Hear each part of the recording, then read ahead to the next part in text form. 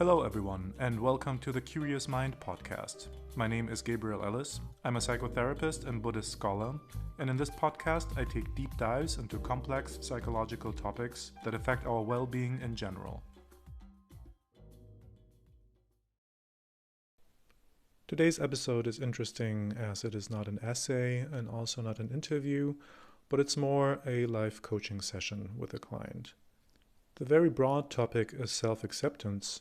And what is interesting about it is that it is developing and meandering in a way that I feel a good coaching session does. I ask several questions and try to explore the topic from different angles and also try to understand what is the best access to what the client needs. So a good part of the conversation is more exploration, and I feel that towards the end we can narrow it down to the core that is behind the original question. So I think that it is interesting in two respects. One, to see how a life coaching session can look like without the expectations that there are straightforward answers to clearly formulated questions, but that it's more a circular process of approaching the core of the issue. And the second is indeed the topic of self-acceptance and the different possibilities to approach it. Today I'm joined by a client who is happy to do a recording with me. The topic is self-acceptance. It is a topic that we have touched upon a couple of times throughout our client sessions so far, and today we are having a recording about this topic, and we'll see if we can investigate some important aspects of self-acceptance that are specific to the client, but that might be relevant also for many other people who struggle with this question of how self-acceptance can be done in practice.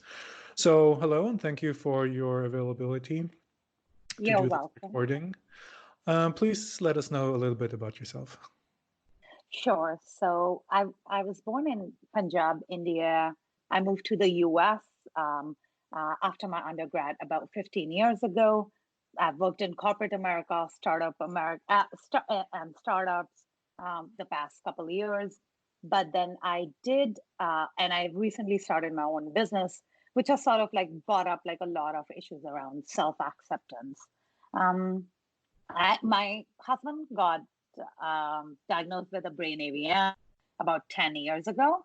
But it was big enough that, it was just like there was a presence of death, but really not a big, it didn't impact our day-to-day lives. There has been issues for me, particularly around as you're focusing on that personal growth journey, as you're focusing on how do you grow in your life, how you want to become better, you want to lose weight, so you're working on just losing weight and getting perfect.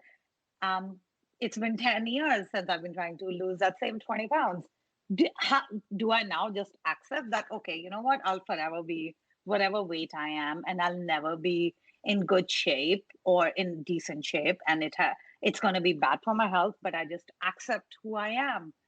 That is where my questions around self-acceptance comes from. Mm-hmm. How but it's do also you just many other topics. Then it's not just your looks and your weight, right? There is also more personal topics. Absolutely. And it's not just that, it's your inability to change. You want to change. The question becomes, how do you accept yourself when what you look at yourself and your basic inherent traits, you don't even like half of them. For example, you want to become more disciplined in life. You want to stop doing the self-sabotage habits in your career, in your relationships. You need to stop, but so you continue working towards it. And then if you continue fixing that, then you're not really accepting yourself. Yes. Self-acceptance and personal growth are the two things that I cannot bring them together. All right. Yes. So what is interesting in the way that you framed it right now is that you kind of used as a starting point the medical condition of your husband, which is, if I understand correctly, just made you both walk through life in a more conscious way. Like, we don't know how much time we have. What do we want to achieve? How do we want to develop as far as we can plan? And this is maybe a difference to other people who have other kind of stressors around. Mhm. But that's an interesting kind of kickoff, that it was, you got this boost in awareness and life awareness, basically, and the necessity um, to create your journey in a more conscious way. And then the second thing that you brought up is indeed something that looks like a paradox. Okay, so there is this ideal of self-growth. It's everywhere around us. Society basically forces us to develop ourselves all the time, personally, in business, etc. But doesn't it include automatically that I cannot like the status quo? If self-importance, if I want to grow, if I want to develop, doesn't it automatically mean that I cannot accept who I am right now? I want to accept the person in the future. This is what I want to accept. I don't want to accept the deficient me that is right now. Is that Exactly. the basic of the problem? Exactly. Because if I like who I am today, then I won't grow. Why would I wanna? If I accept who I am today, somebody who is unable to wake up on time, somebody who is unable to um, follow through on even a minor thing as like eating right and going to the gym, despite the fact that I have read 20 books about it, Yes. and I'm unable to even get there. Um, so you mentioned having read books about the topic. What is it when there are many good books out there? I mean, they read well and they're interesting and bring new perspectives. So when you went through that process, how did you experience the limitations that you faced? Because I guess you read something, you're convinced by it makes sense, you want to apply it. I assume in the beginning there's some success to it. When does it stop to be successful? When does it stop working? Um, it basically it stops. So basically, you read a book. Let's say you read a book about habits and how to change them, for Yes. example, right? You read a book about, let's take weight loss as one of the examples. Yeah. You read a couple books about how to eat, what to do. You also then read about, how to make a habit out of going to the gym. And you're not like, weight loss is not just weight loss, it's about um, being disciplined. So then, I go through that journey and where I'm like, okay, 1 week, 2 week, you do it, and then suddenly it's like something else happens. Like the problem, what happens is that you are always getting pulled into so many different things, right? Like you emotionally, you have a bad day and you are unable to go. Sometimes it is actually because you genuinely are traveling, right? Like I'm going for a work project from 7 a.m. in the morning till like 7 p.m. at night. There is no way I'm going to be able to, let's say, go to the gym or go for a walk after that. I get exhausted. Yeah. Um, some days you have a really bad emotional day, how so then the question in those books becomes that, oh, you should just prioritize it. But uh there, you then say, oh, is it a priority? Yes, of course it's a priority. I do need to take care of my health, but my situation is such at this point that I can. But the self-acceptance issue comes from, so now do I just say, okay, you know what, I've been trying to lose whatever the same 10, 20 pounds. It's for the past 30 years, or what, not 30 years, but the past 10 Mhm. years. But then do you Yeah. just say, um, do you just be like, okay, you know what? Fuck it all. This is who I am. And I'm going to just accept that I will never lose weight. I'll never be able to work as hard as I probably should work hard. Yeah. And I just accept that this is who I am. Have you tried that? Among the many strategies that you tried, did you have a period when you said, you know what, screw it all, that's me, let's see where it goes?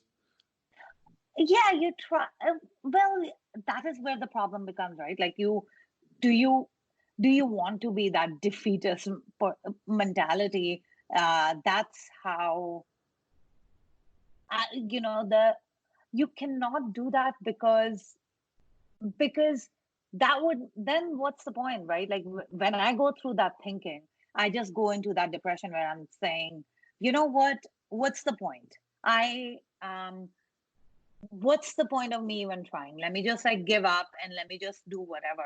And you go through that, um and you just hate yourself even more for that. You Mm, don't like who you are. You're not even trying to change who you are. Then mm. what's the point?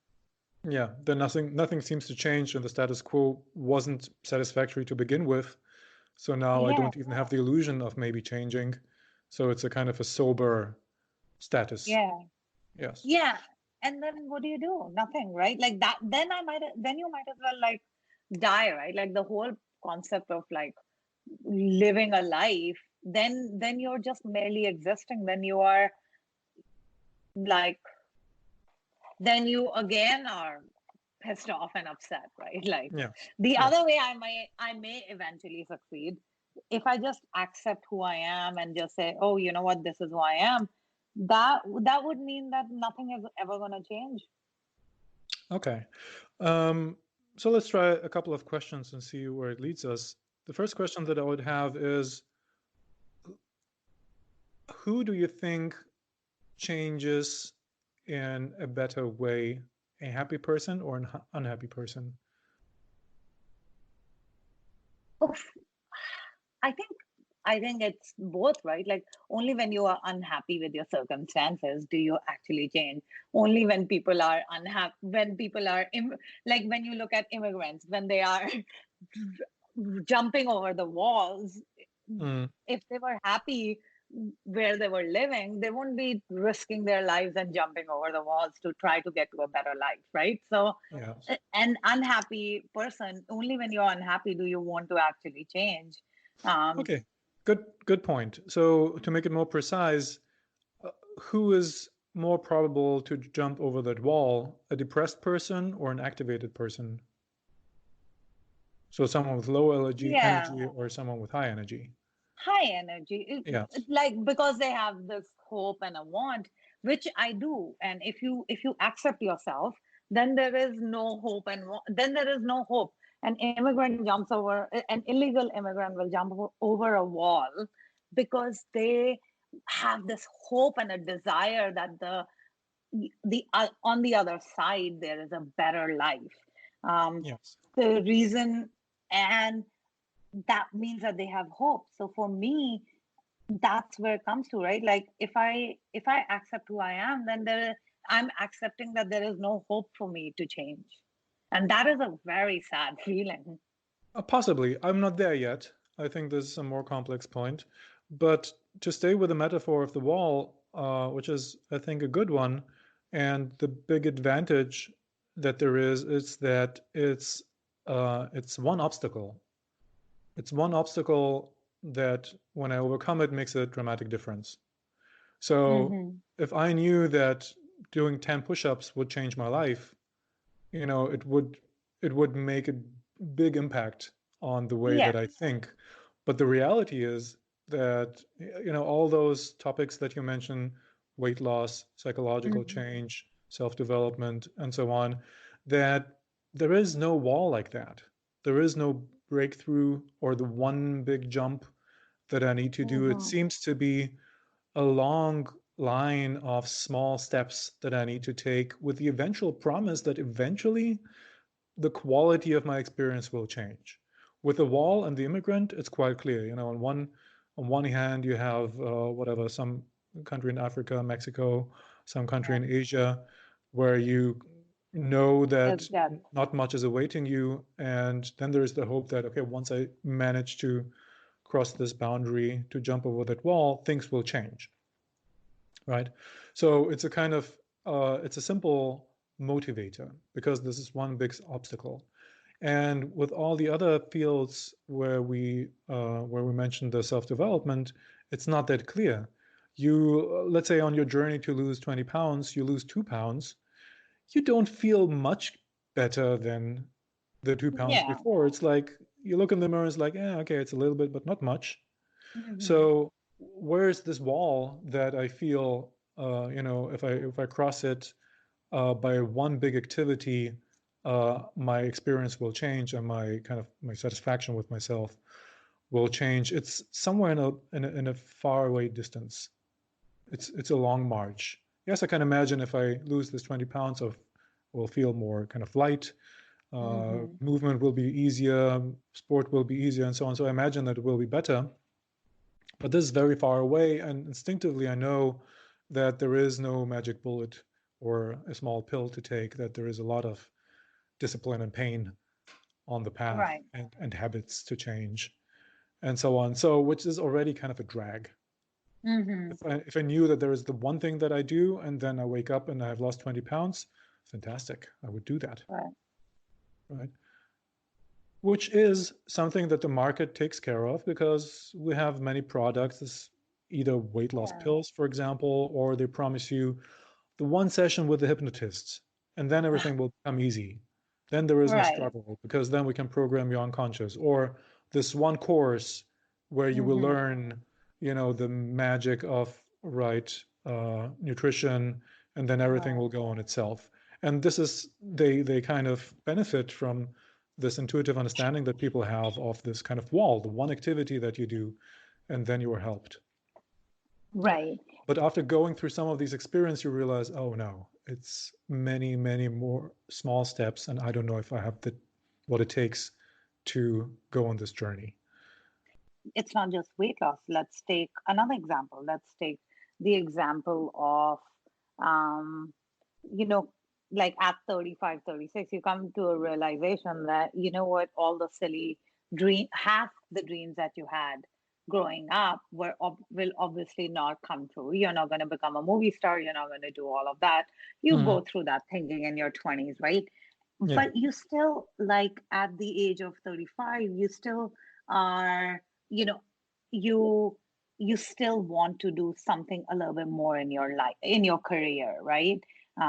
You want to become the next Tim Ferriss, Ryan Holiday within your industry. I'm in marketing, my industry. Mm. Ryan Holiday is the big marketing person um, that you want to sort of become, and you come to a realization, number one, that actually maybe you're really not good at your skill sets, right? Maybe your skill sets aren't as good as theirs were probably at that age. Or I probably wasted a couple years not really thinking about my career. So I'm Mm. obviously behind and I will probably not get there.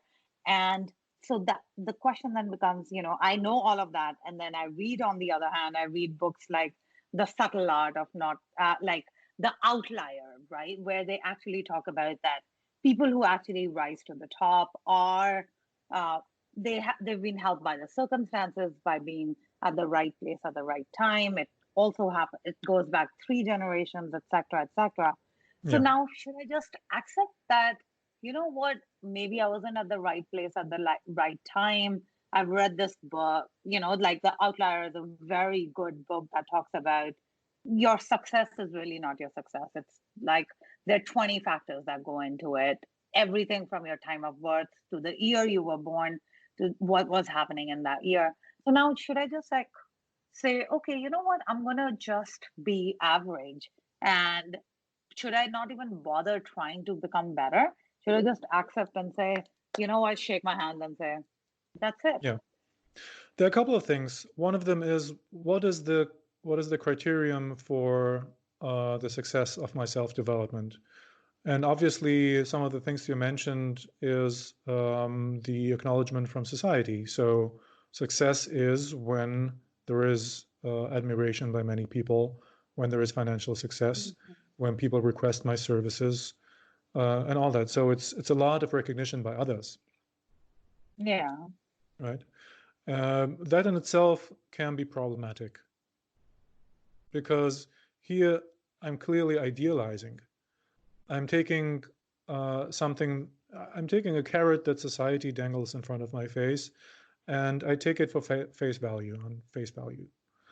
Right. Um, basically I make the equation that, okay, if I get that, if I get what the people that I admire seem to have, Mm-hmm. which is this acknowledgement, the financial success, the booked out timetable, and so on, I will be satisfied, happy, content with myself, all those terms, all those metaphors, right? And this is just an assumption. You brought up the one of the dreams of the teenager and the twin, just to become a musician or a movie star or something like this. I mean, especially these kind of jobs are notorious for producing very unhappy people, right? You have super high divorce rate, you have, Yeah. depression, Mm-hmm. you have exhaustion, you have a suicide rate, and so on. So this is, paradigmatic for kind of an illusory satisfaction that the audience imagines because they adore those artists, Right. but the artists themselves don't seem to represent that. Correct. So when we're striving after a societal goal of Mm-hmm.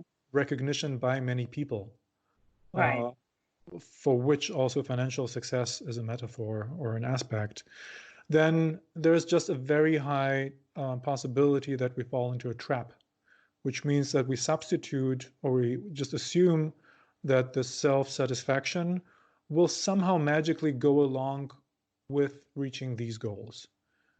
There is an equation in my mind that, yes, when 1,000 clients want my marketing strategy, I will be happy, or I will accept myself, or I will be satisfied. Or that means that I am actually good at my job. Whereas, at until that point, or um, okay, But so still, yes, I will be actually, good at my job, but then the equation still continues. And because I know that I will be good at my job, this will make me satisfied. yeah, I mean, in the end, this it, is what drives us. exactly, right. In my career, for me, it's about not not making not making this, or in my personal life, not making the same mistakes that my father made in his life. How do you, and yet you see, because you subconsciously are more aware of what you're doing, you start to see, oh, I am repeating some of the patterns of my parents, I am doing all of that, and I don't want to do that. I do Yeah. not want to be my father, I do not want to be my mother, I do not want, I so now should I just accept that that's who I am? I'm a product of my parents, and maybe I'll be marginally better than, Yeah. really, that's it. Like, the whole reason why people have kids is, like, you improve generation upon generation kind of thing. But that isn't that the whole point? People want to say, oh, I didn't have a good life, let me give my kids a better life, and all of that. But you really don't, right? Like, you end up becoming the same, I'm becoming the same thing as my parents are, right? Like, making the same kind of mistakes, um in not thinking things through, making the same mistakes of, like, not being, just make it comes down to the same thing, making the same mistakes that your parents do. So now, should I Yeah. just accept? Yes. And this brings us to one of the, we started partly by describing this paradox of Mm-hmm. how can I self-accept and self-develop? Doesn't self-development imply a dissatisfaction with myself as I am right now? So let us go to this point, um, because I think this is one of the crux when dealing with the problem of how to set up the right conditions for self-development. And I would argue two things. First of all, self-acceptance does not necessarily imply self-love, and self-acceptance does not necessarily imply that I'm okay with how it um, does not imply that I'm okay with how it is on the long term. Mm-hmm. So accepting how things are now does not mean that I will be stuck in my current state. So I would rather maybe term it self-recognition Okay. for that purpose, to take out the kind of the notion that I have to love how it is right now. I would still argue that it's a better starting point if I like myself, but let's take that out, because maybe we can do it without. Okay. Because one essential starting point I feel is that I need to have a sober recognition of what the current state is. Right. Right? To be able to describe to myself of what the situation is right now without the fantasy and the ideal of where I want to go. Okay. So So, I'm doing a snapshot, mm-hmm. very two-dimensional, without the dimension of time. And I'm looking at myself and I wonder, okay, how am I right now? Who am I right now? What am I doing right now? What is the potential that I have right now? What is my satisfaction right now? And all these things, right? So I come to, I get a sober kind of item list of who I Mm-hmm. am. And this in itself doesn't imply anything. It doesn't imply that I have to love it. It doesn't imply that I have to want it or that I want to continue to be the same person. It's just a sober starting point. And from a lot of what I heard from you, I feel that you already struggle with that, because Yeah. there comes with that a strong judgment.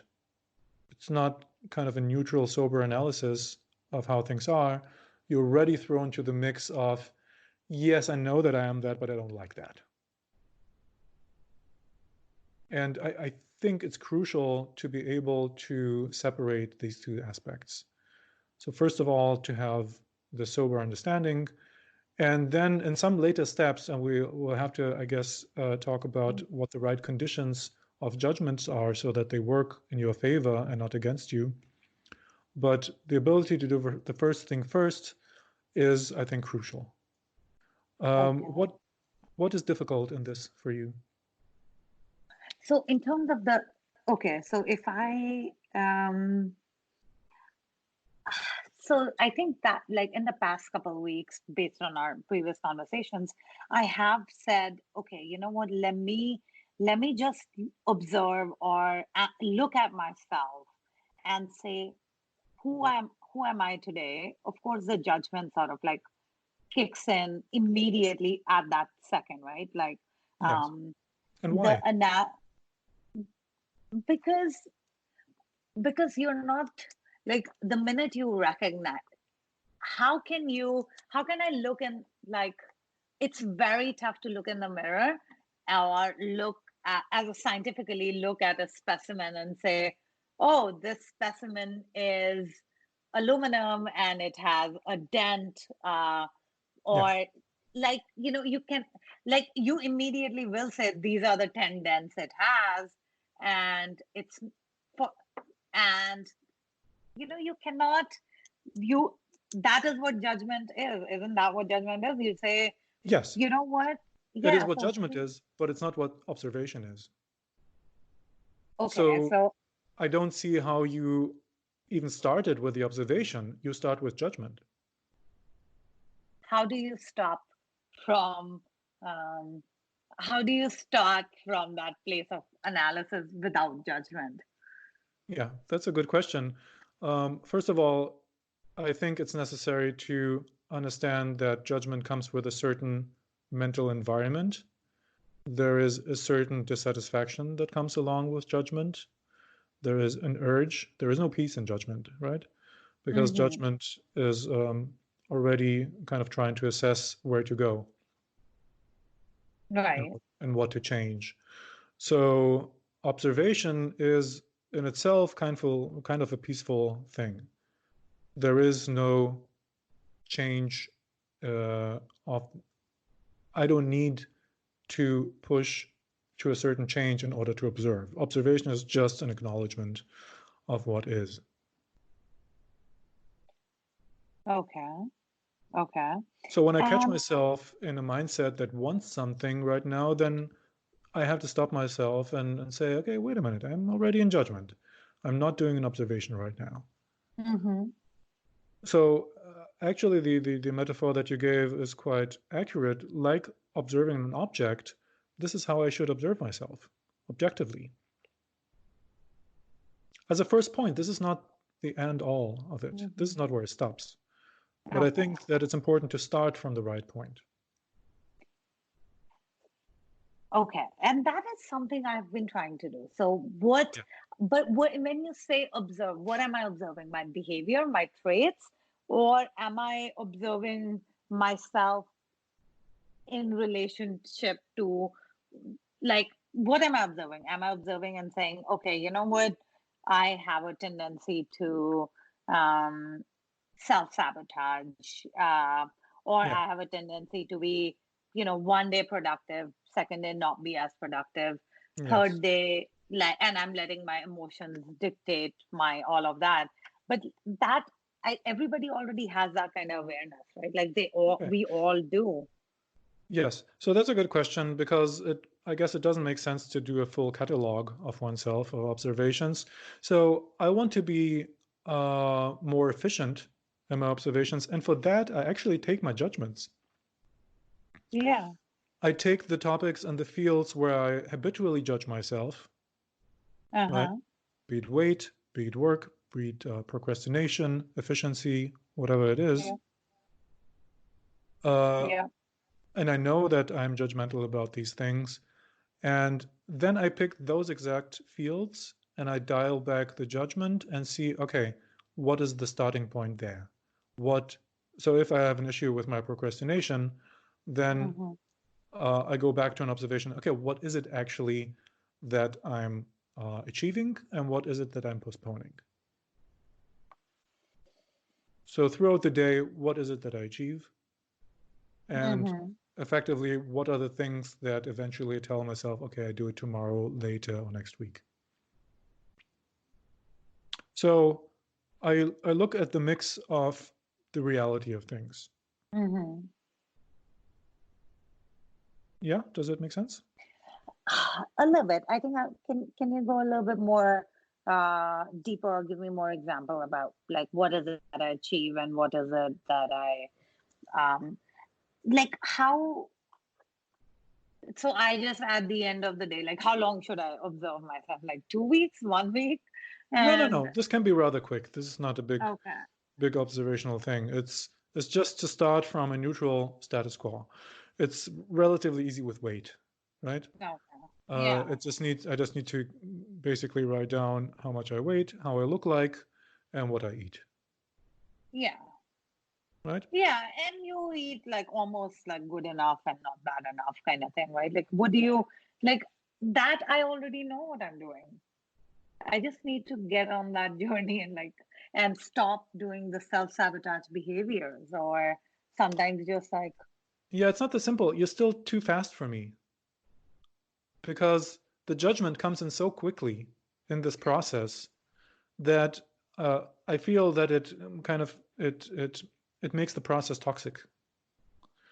And for me, there is a big achievement in the ability to distinguish a neutral observation from the judgment that I might impose afterwards.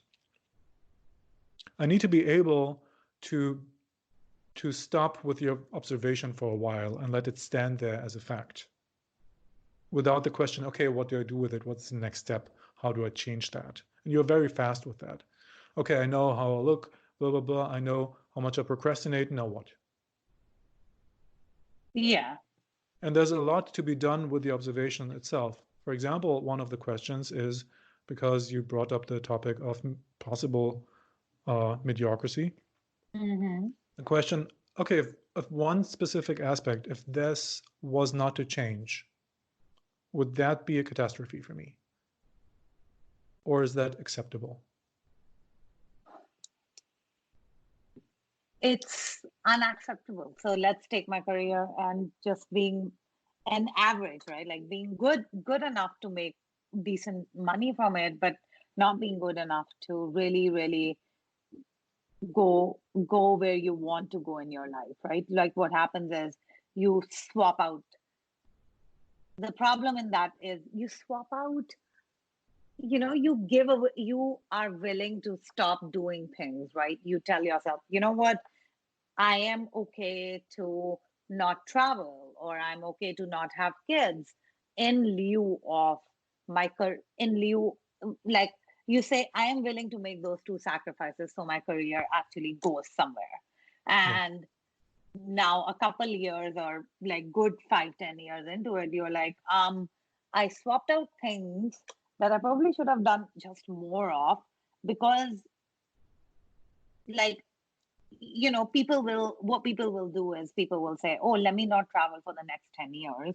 And because I really, really want my career to get to a certain level and I want to succeed.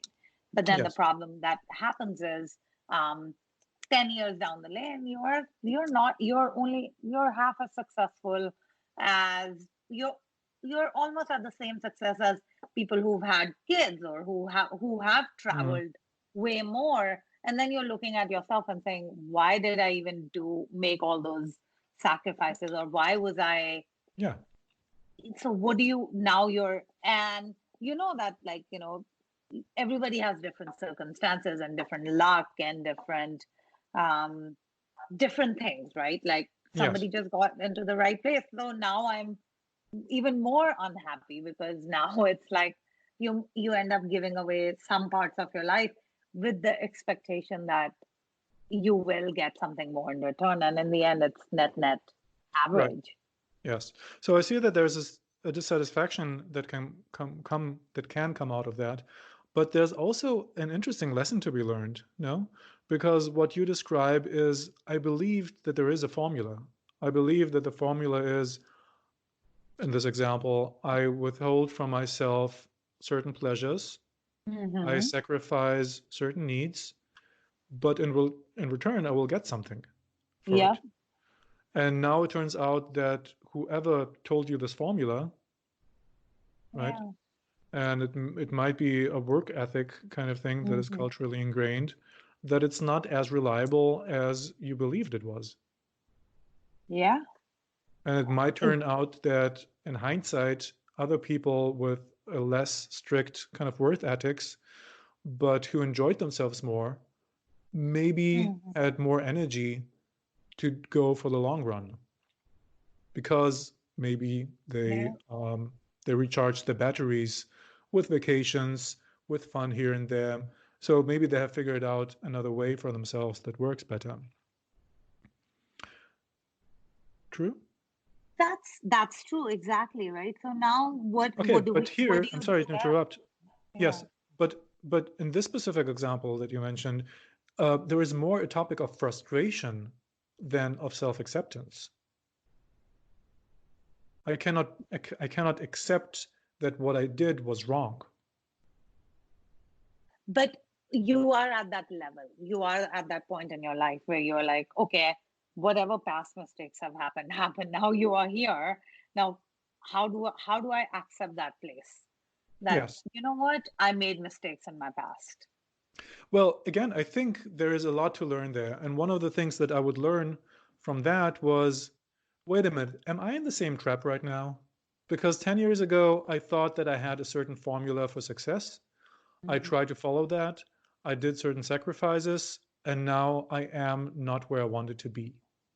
What makes me think right now that this new formula that I have in my mind is so much more better? Yeah. So And those then it, goals, mhm, yeah, sorry, go yeah. ahead. Yeah, so those goals that I set up in front of myself that guide the judgment, right? Because the goals that I Hmm. have in my mind, this is where the judgmental mind comes from. I have to be more disciplined. I have to do this. I have to be successful to this extent, and so on. Who tells me that this formula is the good one? Have I really, do I really know myself well enough and the conditions around me that I think that this formula can work? Because the one of the mistakes that I did in the past, and an example that you Hmm. give, that you gave, that I pursued for 10 years a certain formula. Hmm. One of the mistakes there seemed to be that I actually did not know myself very well. If I knew myself, I would have known that, for example, those sacrifices that I made draining my battery, that it makes me kind of feel bad, that I don't have enough fun, that I'm not energized enough. If I knew myself well, then I could have figured out a better formula, a better strategy for myself. So rather than jumping into the new thing that I don't know where this is coming from frustration or from society or from friends who achieved something that seems interesting to me or from some stars in the field, have I really thought it through enough to know that this is more sustainable and more promising than the old thing that I dangled in front of myself? So I think that here is more to learn from my past frustrations. And I would pause and take uh, a deeper understanding of who I am, where I am right now, and what is actually important to me. Because when I hear those kind of criteria again of successful and so on, it doesn't sound like something that you really, chewed through, that you made it your own. It sounds like a generic goal that I don't even know if you achieved it, it would make you satisfied. Yeah, for a while, for sure, Mhm.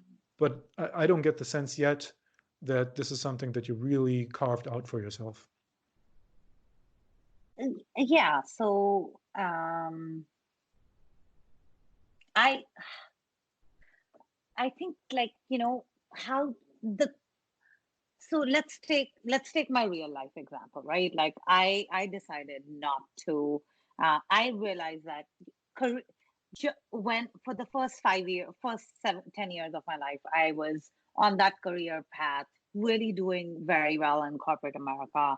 Um, and as I was getting towards to the top, um, uh, I realized that that is not what gives me a lot of happiness.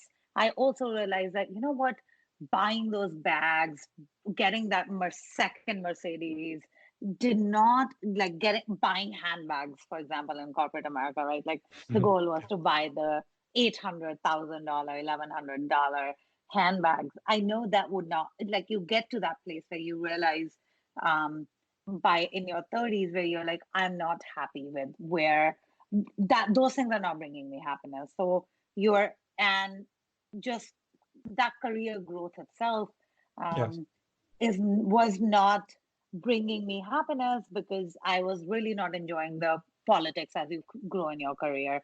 I hated the politics aspect and all of that. So at that Yes. point, I did a redid, and I said, in you know what are the things that bring me joy? Actually, I love traveling, but let's be real, I cannot travel all the time. I am Mhm. not the person um who will quit everything in my life. I am risk averse. I will not just quit my job and go travel and not worry about my future either. Yeah. So at that time, we said, both me and my husband, we both said, okay, let's travel. Let's see whoever gets an opportunity to move to Europe from US. And we moved, and we went to US, and we went to Poland. That's where we met you. And we said, we started traveling, and that brought us a lot of joy. And we were okay to have a mediocre career at that time. After that, you know, I moved because of my husband's health. We moved back to US. At that time, now I'm looking at it and saying, that was a mistake. That was a mistake to step away from my career and all of Mhm. that. Because yes, I had fun, a lot of fun. I had a lot of happiness. Now am I, like, but I am behind in my career. I am definitely in a place where I am questioning, I don't, I'm questioning the fact that maybe I should have just stuck to it and gotten that success. So did I make a mistake at that 30-year mark where I genuinely did not recognize that success or was important to me? And now what do I do, right? Like, now I have to accept whatever has happened has happened. I Yes. am unable to accept that. And that is where, you know, like, what do you recognize? I'm not going to recognize and say, oh, I'm better off than 50% of the population, because I'm looking at the other 50% on top of me and Yes. saying they're doing very well. And they actually probably didn't travel as much. They probably didn't have as much fun in 2, 3, 4 years that I did. Um, but they actually worked very, but they are very successful. So now suddenly success is important to me. So that is where, how do you recognize what's good and what's not? Yes. You, So I will try to draw a little bit of a big picture towards the end because we have to slowly come to an end of this. A couple of observations. So when I hear what you're saying, it seems to me like there is a big topic of confusion, which includes I'm not even sure anymore what I want because a couple of years ago I was happy with a different path. I yeah, was happy with the traveling. I was happy with being abroad. Now I go back. I have a different perspective. And I, I guess seeing my path through the lens of society, I have to say it was a mistake. yep, Because effectively, this is what you do. You judge your journey as a person who went abroad for a while and got a dent in their career from the perspective of people who stayed and accomplished to grow or to proceed on that career path. So right, it's a certain perspective that you have adopted. I don't know how consciously. But there is something undeniable about that. I agree. And I mean, you live at the East Coast. yeah, I think it's a quite competitive area mm-hmm. anyhow, and I think it's quite easy to adopt the perspective of the dominant discourse around you, which is the people who you interact with, and they say, "Oh, so how has it been? So cool, you've been in Poland. How exotic! And now what you are doing?" And then there is this judgment there of, "Okay, but did it help your career?" And then people would often enough react with, "Oh, nice that you have fun, but your Yeah, career has come to an end. Sorry about yeah, that." yep, And then with the idea, we can imagine how those conversations mm-hmm. continue, like your friends drive home with their car and then they tell each other, "Thank God we didn't do that." Yeah, Right? yeah, So all this kind of is implied in the judgment that seems to come from within us, but actually what it is uh, I think the adopting a framework of judgment that is outside of me. And a feeling that I have throughout our conversation is that there is not yet an understanding of what is it that I want and on the basis of which criteria do I actually want to judge myself. It's convenient to judge yeah, myself on the basis of the criteria of the society that surrounds me. yeah, But it is when you look behind that, the facade falls away because you see the people around you who didn't get the dent of the career, and they are more or less happy, but yeah, it's not that they have a formula of being satisfied with themselves or with their lives, right? So behind the facade, it crumbles quite quickly. So for me, it points back to, again, the topic of what is it that I actually want?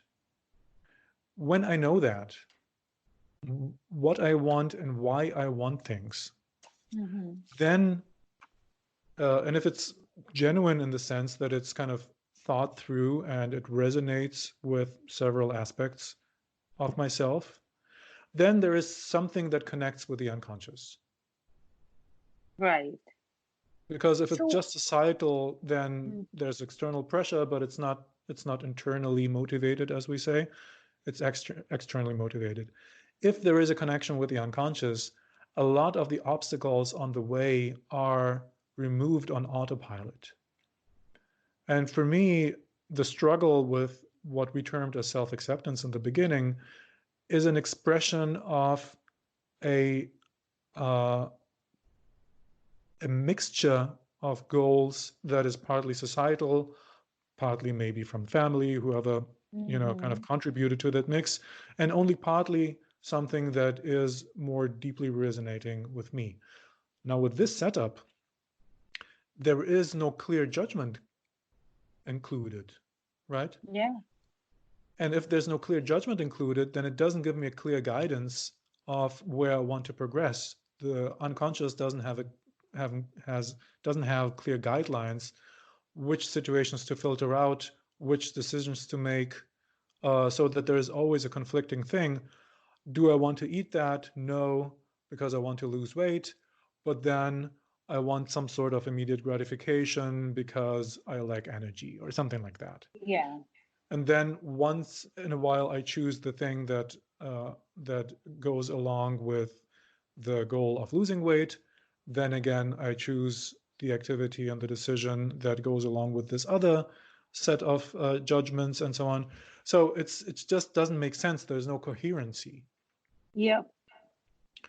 So if I were to break it down to a short formula, it's actually to go back to the drawing board and to really question the things that come to my mind at first when I ask myself, okay, what do I need for my satisfaction? And then the first things come up. I want to be successful with my startup. I want to be successful with my marketing career. I want to do this. I want to do that. And to take this list and then to really go through it, maybe with conversations, because I know you are more conversation oriented than kind of being creative with such a list Yeah. yourself. But to pull and to push those items in your mind and to really question them, imagine back the times when you had part of these things, and to ask yourself, did I have satisfaction back then? For example, granted, things have changed. You're a different person now. You're older, so priorities can change. But to get more criteria of, would that really satisfy me? I can look at other people. I can look at myself in the past. I can imagine myself to be in this position and to stress test those goals. And this process is what I mean with chewing through things, because Right. this is what the unconscious needs in order to incorporate it. This is the process where the unconscious makes something its own, or it spits it out because it's an alien object. And okay. Now, how do you, if I had to really just quickly say what do I need for my satisfaction, right? Like when you step if I step back into my life, I have enough money to live comfortably. Yes. I will not go broke. I will not, the path that I'm on ensures that I'll be fairly comfortable in my life. I have a fairly good, you know, I have a very good life partner. We get along well. The things that I like to do, which is travel, Right. learn, I'm still doing all of that. But how do you then say, how do you say no to that societal pressure, right? Like that is a very much when I am in that moment of travel, or when I'm actually while traveling, I'm learning new things. I'm absolutely 100%, 200% blessed, right? But Yes. that is not something that you can sustain on a day-to-day basis. That's not a Sure. reality. Now, Yes. what do I like? So then do I just say, okay, there is the societal thing, right? Like you said, right? Like people look at you and they're like, okay, yeah, you travel, yeah, you have a lot of fun when you're traveling, Yeah. but like the day to day of it is where the unsatisfaction is coming in. So Yeah. how do you override that? Like, Yes.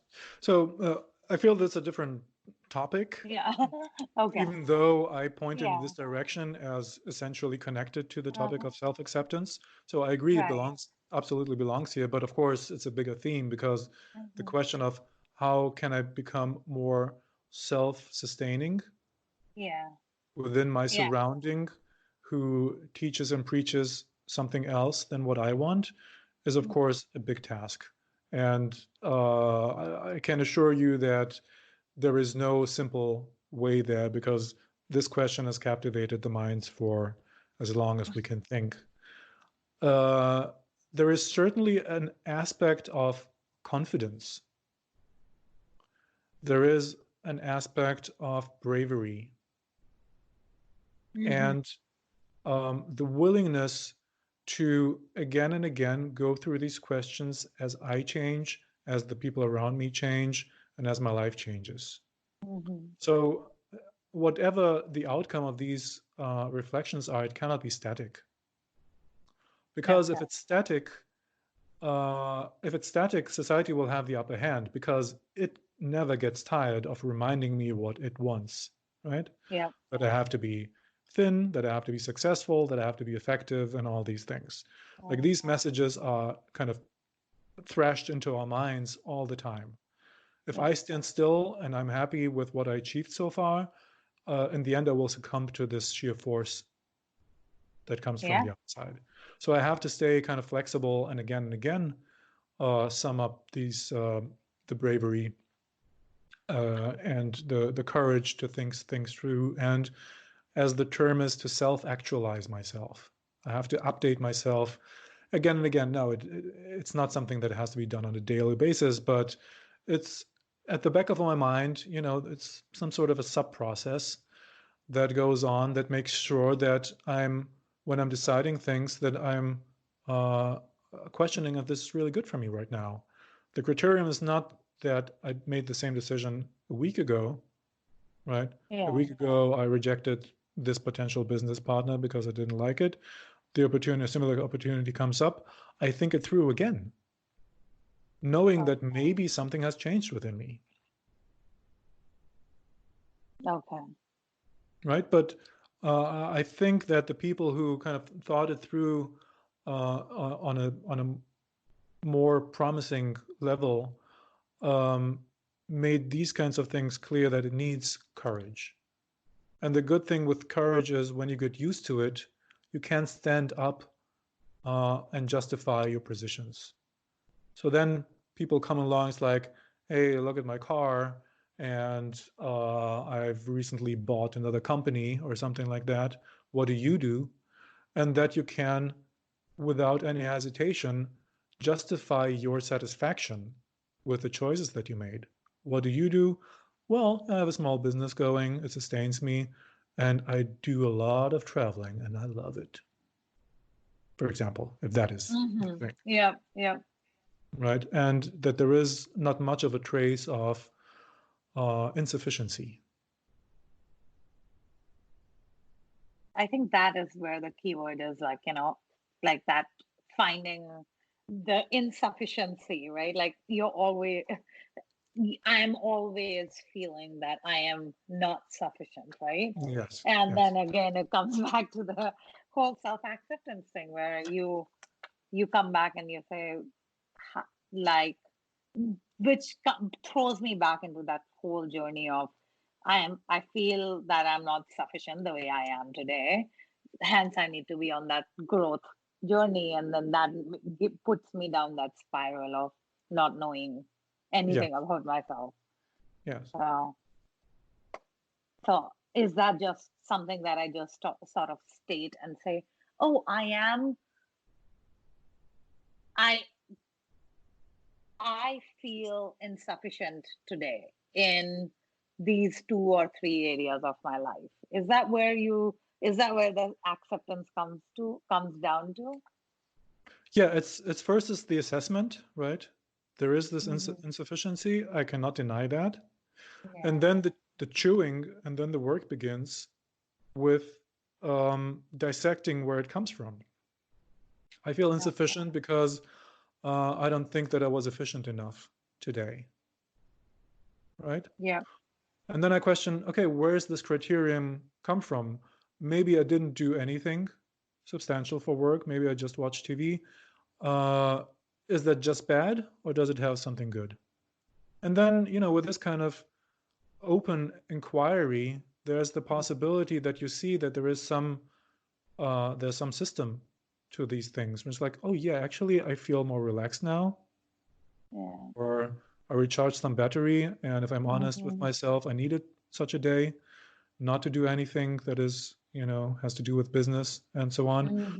Or it's another thing. You might come to the conclusion, no, it actually dragged me down more. I'm more tired in the evening than I was in the morning, right? Yeah. But then still you have a learning outcome, because now you have a deeper understanding of after the inquiry of, okay, let me not repeat that. That was not good for me. Yeah. So it starts with an Okay. assessment, and then it's an inquiry. What is it good for? What is it bad for? I'm never judgmental on one side only. I have the open question Mhm. of being open to the positive and the negative things. And then I wonder what place it has in the bigger topics of my needs, which then Okay. brings me again to my hierarchy of needs. What are the most important things right now in the midterm perspective? What do I want to do in the next weeks and the next months? And then again, it's always very circular. Is this really Yeah. what I want, or are those needs that intuitively came up to my mind, are those partly again something that I swallowed without chewing from friends, from the outside, from family, from society, from movies, or whatever? Okay. Okay. Okay. So I'm going to try and sit and do that kind of thinking and like being more, I think working on that, just being more aware of what I'm doing and then Yes. assessing that. Yes. Well, first of all, thank you for this conversation. I think what it shows, it's maybe there was the wish for more straightforward kind of a process or straightforward answers. But to me, this is a trap because those straightforward answers, we can find them in the books. Like this is what people have figured out as the Mhm. techniques that make sense and so on. And it's great if they help people. But often enough, they stop working. And then we have to say goodbye to the simple solutions. And I think we have to engage in a more complex way of thinking that is circular in the sense where we have to go back to the solutions that we think we have found in the past and question them so that we come to a kind of a process that is able to filter out so that in the end there's something left that is more sustainable and is more tailor-made for my system and for my unconscious and for my life. And this is a difficult process because the things that we start with are crude and come from the outside. To internalize it and to make it my own really is work. Yeah. And I think that in a way our conversation showed it because it was meandering through different topics.